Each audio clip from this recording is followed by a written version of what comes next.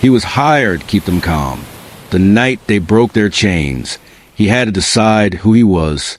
In 1769, a French slave ship cut through the Atlantic Ocean on its way to the Caribbean. More than 200 Africans were chained below deck.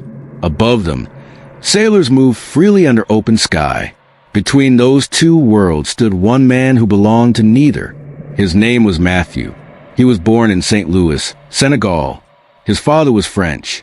His mother was African. He was not enslaved, but he was never fully accepted by white society.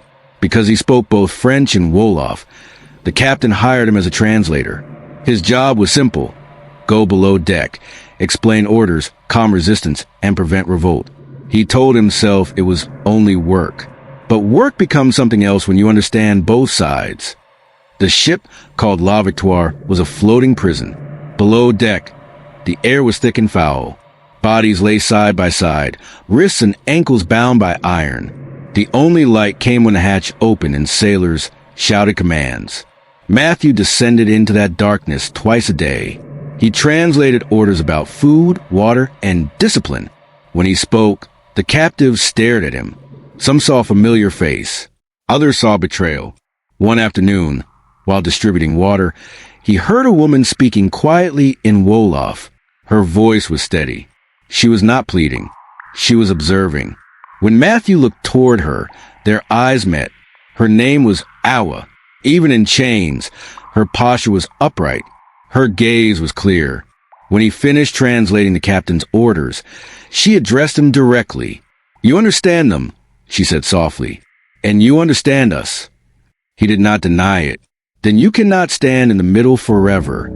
Her words followed him back above deck. Days passed.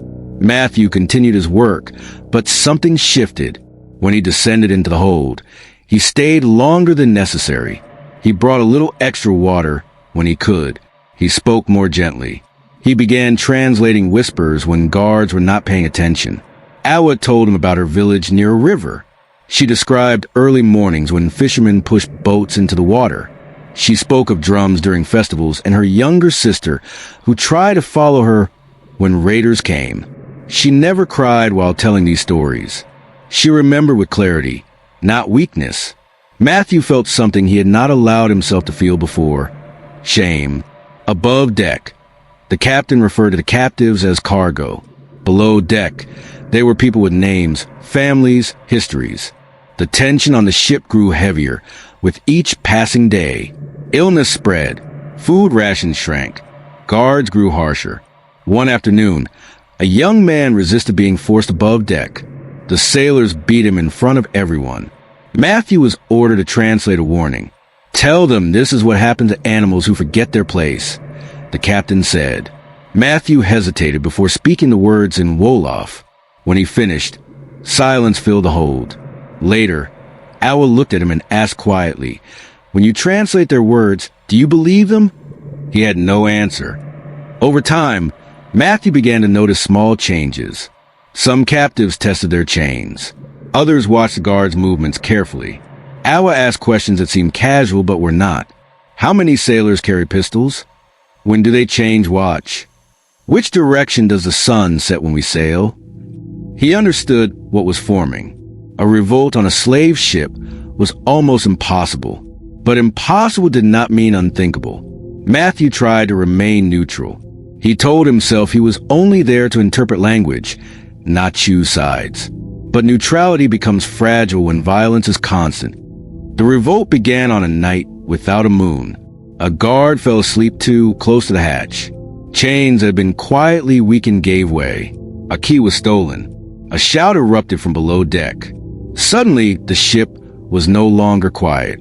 Matthew rushed toward the commotion. Sailors fired pistols into the darkness. Screams cut through the night air. The captain shouted at Matthew to translate orders to surrender. Tell them to stop. Tell them they will be killed. Matthew looked toward the hatch as figures emerged onto the deck. Awa was among them. In that moment, he felt the full weight of who he was. If he shouted in French and Wolof, he could help the captain regain control. The revolt might fail. Order would return. He would remain safe. If he stayed silent, the outcome would be uncertain. Blood would spill. The ship's fate would change. Awa's eyes locked onto his. He did not shout. He stepped aside. It was a small movement, almost invisible, but it removed the barrier between the captives and the open deck. The struggle was fierce. Some sailors were overpowered. Others surrendered when they realized they were outnumbered. Within minutes, control of the ship shifted. The captain was disarmed. For the first time since departure, the people who had been chained below deck stood beneath open sky, without iron around their wrists. Awa stood breathing heavily, her eyes fixed on the horizon.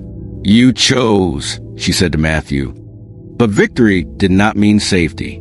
They were in the middle of the Atlantic Ocean with limited supplies and little knowledge of navigation. Killing every sailor would doom them, so they forced a few crew members to steer the ship eastward under watch. Matthew now translated for a different purpose. He read maps. He explained navigation instructions. He helped captives understand how many days remained before land might appear. The days that followed were tense and uncertain. Water was rationed carefully. Storms threatened. Doubt lingered. But something else filled the ship too. Possibility. Matthew and Awa spoke openly now. No guards. No secrecy. Their connection had grown from shared danger, not soft romance. It was built on trust formed under pressure. Weeks later, land appeared on the horizon. It was not exactly Awa's village. The coastline was unfamiliar, but it was Africa. When the ship anchored, many disembarked in disbelief. Some knelt to touch the sand. Others wept openly. Matthew remained still. He had helped them return, but he was not certain where he belonged. To Europeans, he was not fully one of them. To Africans, he carried the stain of having worked for the ship. Awa approached him. "You cross with us," she said. "That matters." For the first time, Matthew did not feel divided between two worlds. He felt chosen. This story matters because history often shows slave ships only as places of suffering and silence. But resistance happened. Revolts happened. And sometimes the difference between oppression and freedom came down to one quiet decision. Matthew was hired to keep people calm, to preserve order, to protect profit. Instead, he stepped aside. And in that step, chains broke. Love in this story was not soft or poetic. It was not built on long courtship or gentle promises. It was forged in darkness, strengthened by courage and proven in action. In the middle of the Atlantic Ocean, on a ship meant to erase identities, two people recognized each other as human, and that recognition changed the course of a voyage.